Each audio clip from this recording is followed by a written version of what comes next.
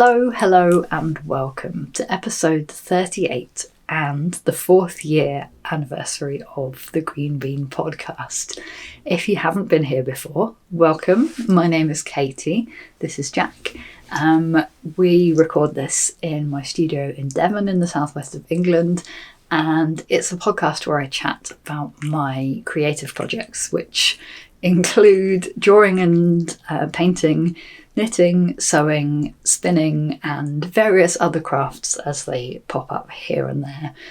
And I've been doing this on and off, mostly on, for 4 years now, which I can't quite believe. It's been 4 years since I first sat here very nervously in front of my camera and shared some creative projects with you.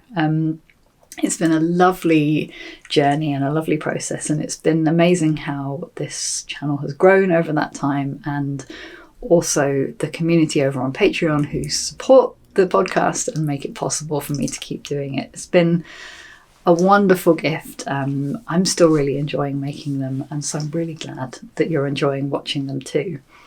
Now, to celebrate the 4th anniversary, I've done a special Q&A episode. Several of you left questions for me to answer on the last episode, so I've done my best to answer those for you. That's in a separate video on my channel. I'll pop the link in the description box down below. For this episode, it's a little bit more of a regular episode, so I've got some illustration work to share with you. I've got a lovely commission that I'm working on. I've got an update on my knitting and my spinning, and of course a walk out on Dartmoor. Although the weather hasn't been particularly kind to us lately, there's been a lot of rain, which of course I can't film in because I don't want the camera to get wet. We did manage to catch a day without sky water, but it was very windy, so it was a bit of a blustery old walk, but nonetheless I hope you'll enjoy sharing that with us as well. One more thing before we dive in. Just going to reach down here, if Jack will let me. Can I reach? I wanted to share a couple of new things that I've added to my shop. So for those of you who don't know, I run a shop on Etsy where I sell illustrated goodies, knitting patterns that I've designed, rubber stamps, ribbons, all kinds of bits and pieces. And I've wanted to add a couple of new things for a while. And if you've watched the recent episodes, you've seen me working on some paintings. And I decided to turn a couple of those into note cards. It's always nice to have note cards. I always like to have a box of them just in case, I don't know, somebody's birthday comes up that I've forgotten, or you have a reason to send a thank you card, something like that. It's really useful to have them around. So these are as much for me as they are for my shop. I did one with this sheep painting that I did last year, and one with this moon and mushroom, which I shared recently as well. So I'm really happy to have those up in my shop from now.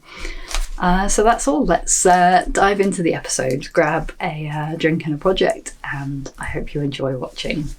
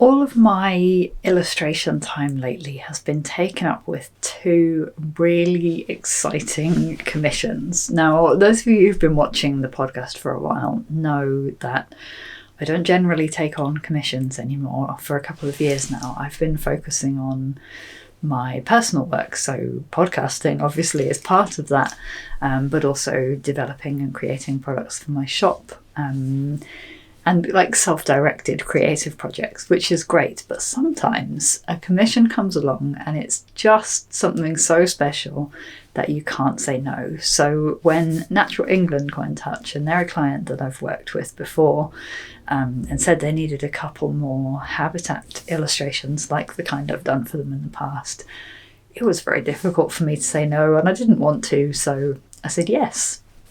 So I've been working very busily away on these two pieces for the last few weeks. They're two separate habitats. One is a salt marsh and one is peat and clay exposures under the sea. And my job is to work from a list of species that I get given.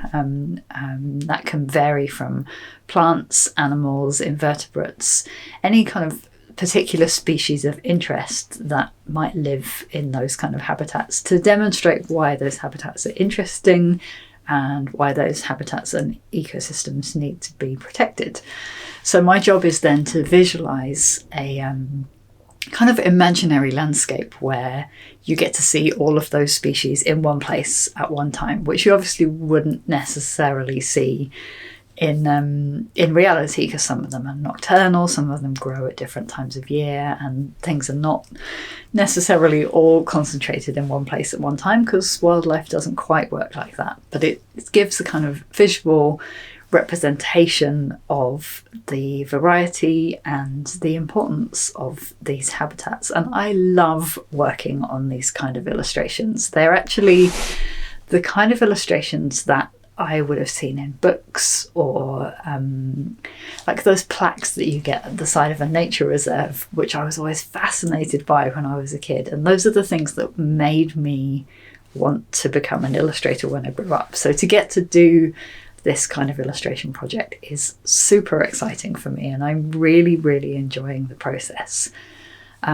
So far I've been working on the inks for the illustrations. So I start with a very rough pencil sketch which goes to the client to show them how the thing is going to be laid out. And then once that's all been approved, I start working in a fine ink pen. I use a Pigma Micron 01, and I just outline the whole illustration. I actually did both pieces, all of the line work first, and then I need to add a wash of colour. So I'm working on the peat and clay one at the moment, and I needed to add a wash of colour for the sky and the sea and the kind of mud and peaty, sandy seabed environment that I'm illustrating. But I want to, when I wash those colours over the illustration, I don't want to get the blue and the brown of the sea onto all of my seaweeds and animals and creatures that are living down there. So my first thing that I need to do is cover them with masking fluid. Masking fluid is a kind of very fine latex solution, so it's like a liquid rubber, and you paint it on to your illustration with a very fine brush, and it creates basically like a mask. So it's wet when it goes on. Once it's dry, you can spread a wash of coloured paint over the top of it, and the area under the masking fluid will stay untouched. Then once your paint is dry, you work at the masking fluid with a rubber, and it gently peels off and leaves a crisp white surface underneath that hasn't taken on any of the colour. So it's a really useful technique for when you want to add kind of backgrounds to a piece and not disturb the things that are going to be in the foreground. So now that process is done, I've done that on both of the illustrations. My next task that I need to work on, it sounds like a small one, but it's a big one, is the like colouring in, I guess, of bringing all of these species to the fore. So it's quite a big project I've got on for the next few weeks, so you're probably going to see me working on this in the next episode as well. But yeah, it's time to dig into the finishing touches on these illustrations and really start bringing the whole piece together.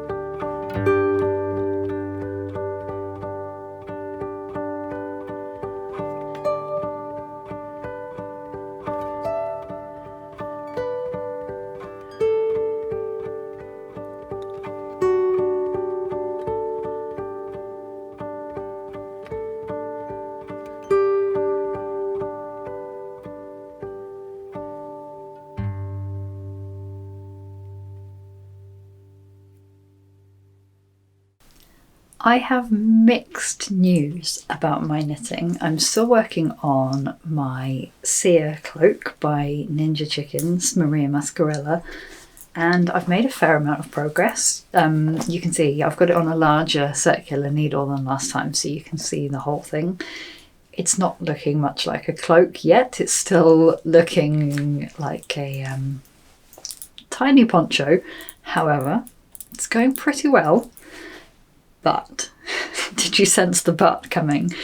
I have, unfortunately, a miscrossed cable. And these rows are enormous now. There's like maybe 250 stitches in a row. So I am not picking back. What have we got? 1, 2, 3, 4, 5, 6 rounds to rescue that cable. So I'm going to have to perform some knitting surgery. And I don't know about you, but when I have to perform knitting surgery, I put the knitting down and I avoid it. Often it will go into a project bag and it might not be seen again for 6 months or a year or ever. It might end up in the frog pond. And that's not because I'm afraid of doing the surgery or correcting the mistake. It's just because somehow that obstacle, it's not the reason why I knit. I don't like solving those puzzles. I don't like the intense concentration it needs. I knit because it's something to do with my hands while I sit on the sofa and watch TV or have a video call with a friend, or, you know, that's why I knit. And that kind of repairing the mistake knitting is not the kind of thing that you can do while watching the TV or having a video call with a friend. So I've avoided it. Something very interesting that's happened is that I haven't cast on something new to distract me from this mess that needs fixing, which is exciting because it means that this project stands a good chance of not spending too long languishing in the naughty corner and getting forgotten about. But it does mean I have basically done no knitting for a week or two because I've been avoiding fixing this mistake. And I decided, for better or worse, that one way to encourage me to do this repair, which probably isn't even going to take me very long, is to record it.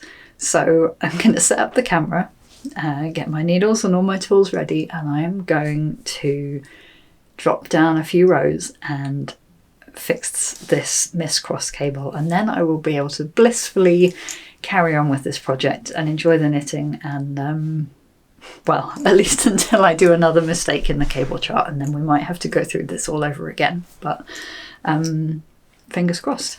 Let's do this job.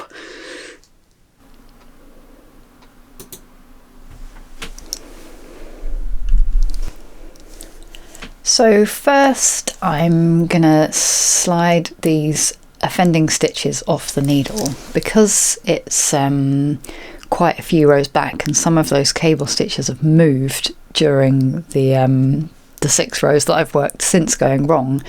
I need to pull off 16 stitches and then I'm going to pull out each row, so one by one pull out 6 rows down to where I went wrong, and then I'll need to thread those stitches one by one back onto my needle.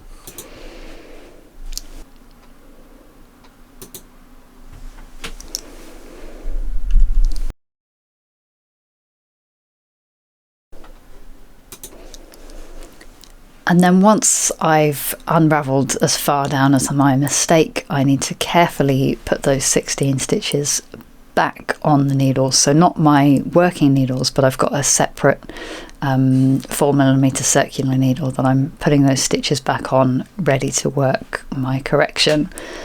So I'm just going to slide them onto the left needle and then rework those 6 rows one by one with the yarn that I pulled out. And it gets a bit fiddly. I have to be careful to make sure that I'm picking up the right row of yarn, and obviously I've only got a short length to work with because it's attached at each end of the section that I'm working, so it does get a little bit fiddly, especially towards the end of those 16 stitches, but it's certainly better to my mind than unravelling the whole thing and like unravelling 6 rows of 200 and something stitches. So I just need to rework those 16 stitches over the 6 rows.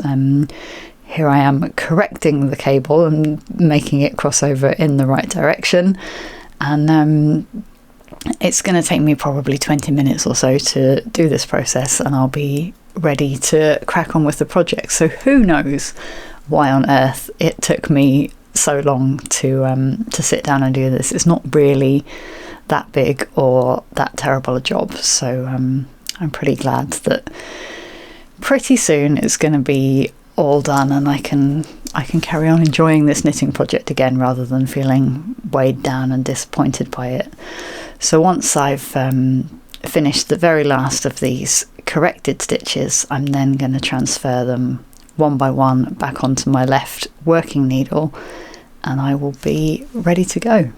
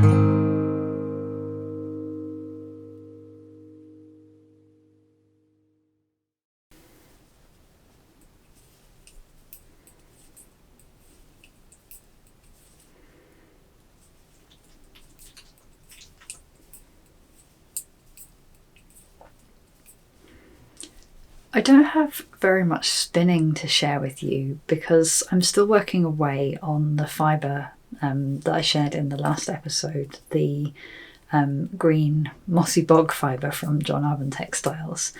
But what I do have to share is that I am knitting with my hand spun. On the advice of a couple of viewers after my last episode, several of you suggested that I start knitting with my hand spun as soon as possible. And while I'm still pretty fixed on my idea of making a blanket with all of my first hand spun skeins, I realised that I wanted to curate the blanket a little bit. So I'm waiting until I've got enough green yarns for a whole blanket so that I can kind of plan and figure out how to space them out rather than having a blanket that's a bit random, so it has some of one colour at one end and some of another at the other end. I'd rather it be kind of more evenly spaced. So I want to make enough yarns for the whole blanket before I start. And I realised that might be a year or so in process. And I didn't want to wait that long before I started knitting with my hand spun. So I have just been knitting some swatches. So I knitted a swatch with the very first skein that I made on my mini spinner, and then a swatch with the second skein, and now I'm working on a swatch with the yarn that I spun on my spindle last year and plied on my mini spinner. And I'm astounded when I see these three things together, how similar the colours are. It's it's surprising. It's also not that surprising, is it? Because my colour tastes are quite predictable. But I've made three really very different yarns, and I'm really pleased that I have knitted with them to discover that. So the first thing I'm noticing is with this one I'm knitting at the moment, my very first hand spun skein at all with this fibre that I spun on my spindle last year, is that it's really nice. I'm really kind of taken aback at how nice a yarn I managed to make with that as my very first yarn. It's a fairly low twist, I guess. I haven't, obviously I'm very early in my spinning journey, so I've not really been very intentional about the kind of yarn that I've been making. I've just been going with my instincts / my low level of capability at this stage in my spinning career, and seeing what I end up with. And what I've ended up with is a fairly low twist 2-ply yarn that's probably roughly a 4-ply or a sport weight, but it's really surprisingly consistent. It's really made in really nice light fabric. I'm pretty happy with it. Talking about the other swatches, so the first one that I did on my e-spinner was a much heavier weight yarn, so it's a more like a worsted or an Aran weight even. So not the kind of yarn that I would gravitate towards when buying commercially spun yarn. I actually really enjoyed knitting with it. It's really kind of nice and satisfying to knit with something chunky, and I love the way that the colour isn't fully blended, so you can see all the flecks of different colour in here. It's beautiful.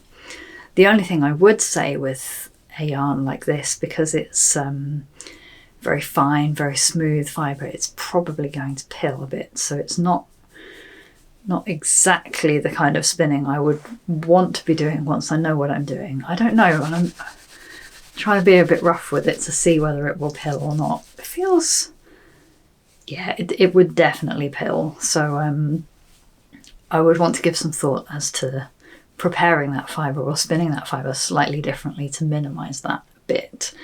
But in terms of the structure of the yarn, I'm pretty pleased with it. It's pretty nice. And then this one is yet another 2-ply yarn. This one I tried to put a little bit more twist into the fibre when I was spinning it, and as a result the yarn is a little bit kind of tighter, so the fabric feels a little bit harder, and combine that with the fact that it's a different breed. So both of these other swatches have a bit of merino in them. This is 100% white-faced woodland, which is not as soft a breed, far more like the kind of wool that I would normally like to work with. And I'm pretty pleased with it. It's a really nice kind of crunchy texture. You can see by the fact that it's rolling up that I haven't blocked any of these swatches yet. So I never fully judge a swatch until it's blocked. But it's just really nice to have to see what these yarns look like knitted up. Now, on the advice of one of my viewers, I think it was Patricia, thank you Patricia, I've also kept just 5 grams of each of these as yarn, and I'm going to be meticulous about my record keeping, about my spinning. So I'm going to put the swatch and the sample of yarn together with some notes about how I spun it, needle size, what the fibre content is, that kind of thing. At this stage of my spinning, it's all going to be pretty basic because I don't really know what I'm doing. But as I start to get more intentional and better with my techniques, I'm hoping that having that record to look back on is going to be really helpful. Plus these mini skeins are just really, really cute. So yeah, whether they get filed away in a box or whether I decide to hang them up and display them in my studio somehow, I'm not sure. But yeah, still enjoying my spinning and enjoying knitting on this swatch. And I'm almost done with the mossy bog fibre. I've got, I'd say, probably 3/4 of the way through the second bobbin. There's only 2 bobbins, so I'm sure next time I see you, I'll be showing you a finished skein of mossy bog as well.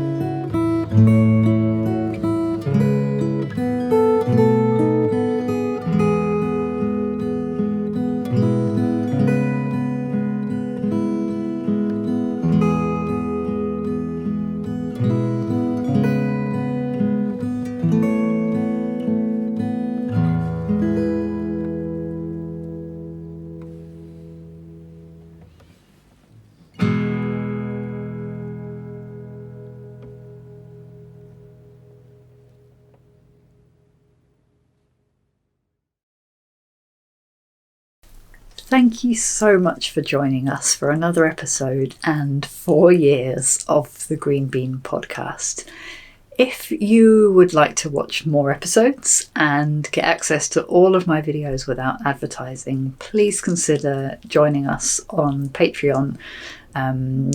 Your financial contributions there are basically what makes this podcast possible and the only reason that I've been able to keep doing it consistently for so long. I'm I'm incredibly grateful to everybody who supports the podcast there. So thank you so much if you're able to do that. That's all for this episode. If you want to catch me between now and the next time, obviously Patreon is the great place to do so. I'm also on Instagram at Katie Greenbean, and my link to my newsletter and my shop is in the description box down below. Thank you so much for watching. Take care, and I will see you soon. Bye.